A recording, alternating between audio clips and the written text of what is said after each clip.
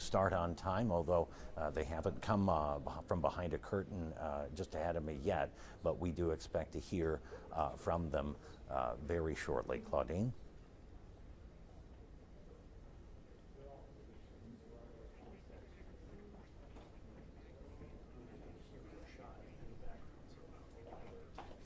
And we're ready to begin. Come on back.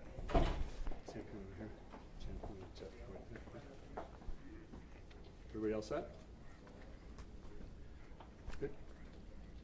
I'm Peter Cutler, Senior Vice President of Communications and External Affairs here at Erie County Medical Center, and we're here today to provide you with an update and briefing on the patients that have been transported to Erie County Medical Center from the crash incident on the New York State Thruway earlier today in Pembroke. Our first speaker will be our Chief Medical Officer, Dr. Sam Cloud, who I'll also note has been a lifelong emergency department physician himself, and he'll be the first to speak. Dr. Cloud. Good afternoon. First, my prayers are with the patients and their families after this terrible incident. I want to first thank my colleagues in the pre-hospital professions, police, fire, and EMS. They rapidly worked to give the patients in this incident the best chance at recovery. ECMC is the only adult level 1 trauma center for Western New York. We plan, we train, and we are prepared to implement our plans for mass casualty incidents, which we proved today. We rapidly evaluated 24 patients from this incident this afternoon. I want to thank my colleagues from trauma surgery and emergency medicine and others who helped rapidly decompress our emergency department so that we could efficiently treat the influx of injured patients. Also, thank you to several ECMC ER doctors who actually went to the scene to help triage patients at the scene. Thank you to our nurses, pharmacists, and all other staff that proved today what an asset ECMC is for Western New York. Lastly, thank you to our partners at Kaleida Health who coordinated with us and received patients to help keep us decompressed. Thank you. Thank you, Dr. Cloud. Our next speaker is our Chief of Emergency Medicine, Dr. Jennifer Pugh. Hi, my name is Dr. Jennifer Pugh. I'm one of the Chief Service of Emergency Medicine at ECMC. Again, our team worked together to provide care for all 24 patients coming in. We currently have 20 of those patients actively receiving treatment, imaging, evaluation by the trauma service in the emergency department, and we likely have updates later. 2 went to I believe the operating room, and we have several patients who went to the trauma ICU. But luckily, again, with the team, many of our emergency medicine physicians from our group on scene and those who joined us in the department, we were able to take care of all patients very quickly. Thanks, Dr. Pugh. And our next speaker is our Chief of Surgery, Dr. Jeff Brewer. Yeah, so I just want to echo what Dr. Cloud and Dr. Pugh stated. You know, it takes an army to mobilize what is essentially usually a full hospital and make space for 20 plus victims of a car wreck. You know, the initial report was that we had 50 plus patients coming, which we would have been able to accommodate. So everyone from the housekeepers that keep the rooms cleaned and turned over so we can get these trauma bays utilized, to the neurosurgeons, the orthopods, all the physicians that came down to help out, and the nurses and staff in the trauma bays. So now we'll open for any questions for any of the 3 physicians. What kinds of injuries, excuse me, what kind of injuries are you seeing?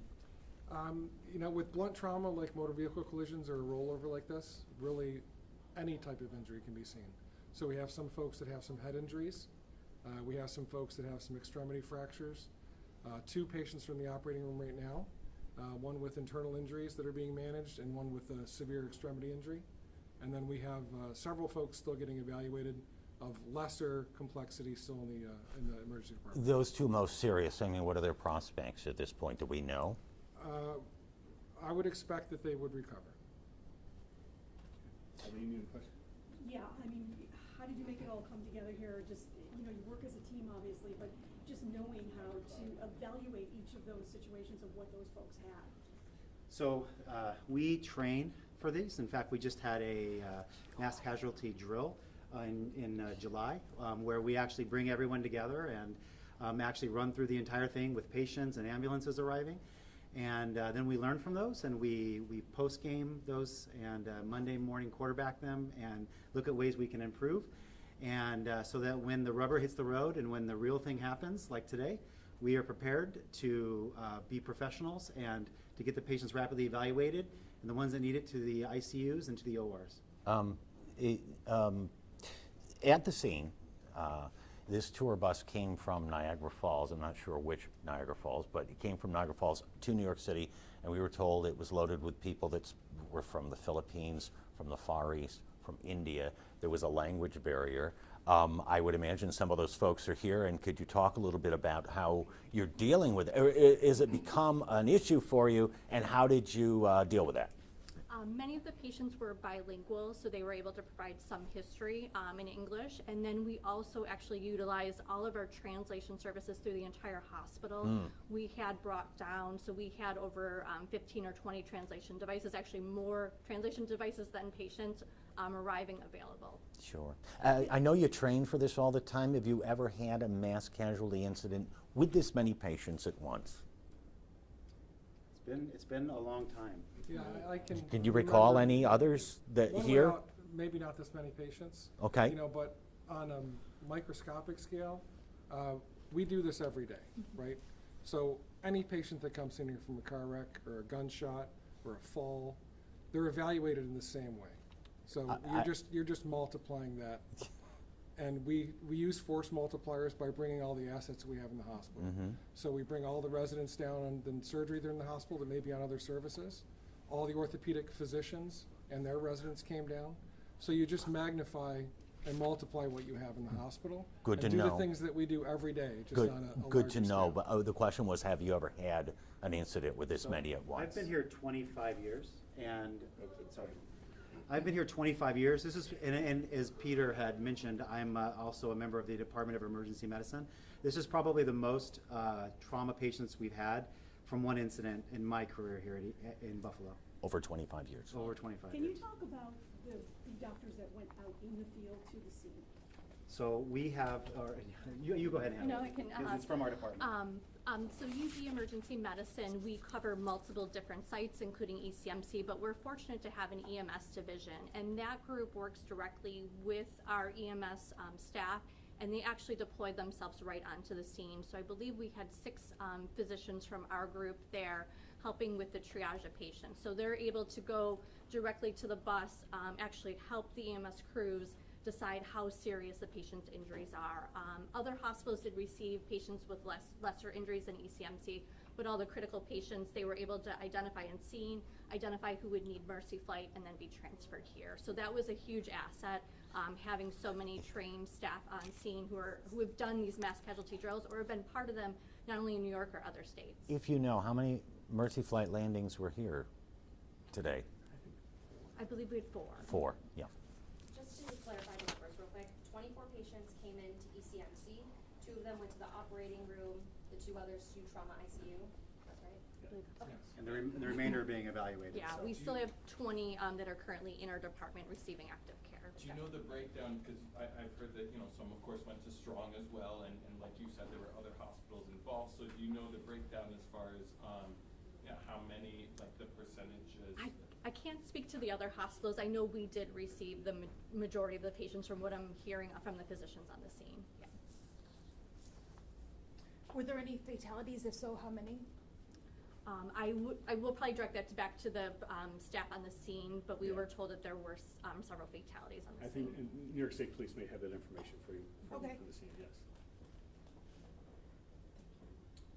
Anybody else?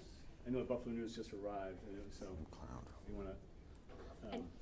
And I think to reiterate, I know this question was asked, but we were able, with the new emergency department, we went from a very small department in the old hospital, but now we have a 53-bed emergency department. We have 4 large trauma bays. We were actually able to clear every room with the help of our medicine colleagues so that if we did receive all 50-plus patients, we would have been ready. We're very fortunate with the new setup of even the ambulance area. We're doing triage outside and making sure patients were assigned to the appropriate areas.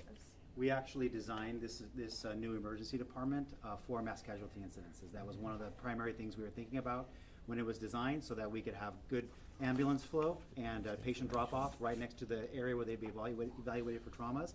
And so I think today was proof of that concept working. Yeah, and of all the hospitals in the market, anyway, ECMC is the designated mass casualty center for Western New York. you know, and again, as Dr. Cloud said earlier, we are, as I think you all know, the only level 1 adult trauma center for Western New York. Oshai Children's is for pediatric cases, which would be 16 years and younger, but ECMC is for adults. Yeah. Any other questions? Thanks, everybody. We appreciate it. Thank you. Thank you. And thank you. And in the advisory I sent out, you know, there were links to the biographies of all 3 physicians, so if you need any more Could you information send on that to me? Yeah, yes. Do Did we- we talk earlier? You guys are good. Yeah, I'll take it. Thank you.